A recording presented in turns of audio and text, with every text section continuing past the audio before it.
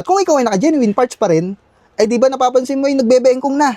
Meron akong mga hawak dito na racing DNA. Makakatulin ba to sa motor natin? Hindi. Pampatibay? Oo. At kung may scooter ka, saktong-sakto at napanood mo tong videong to. Maganda dito sa Racing DNA, stainless material na to at mas matibay kumpara sa mga genuine parts. Ito nga pala yung oxygen bank sensor. Kakailanganin nyo ito kapag ni-remap yung motor nyo. Ikakabit nga pala ito sa may tambucho. Kung ikaw na may naka-Yamaha, Aerox, NMAX, ito na yung kailangan mo.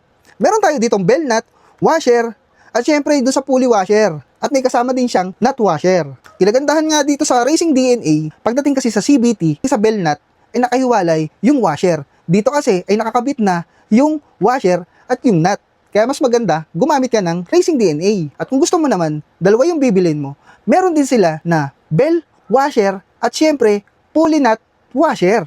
Magkasama na siya. So hindi mo na siya paghihiwalayin. At kung ikaw na may mahilig mag-racing, meron din tayo dito na preload spacer. Kung ikaw naman ay naka-Aerox, NMAX, ito yung kakailanganin mo. Dahil meron na rin silang backplate washer. At kung ikaw ay naka-genuine parts pa rin, ay di ba napapansin mo yung nagbebengkong na?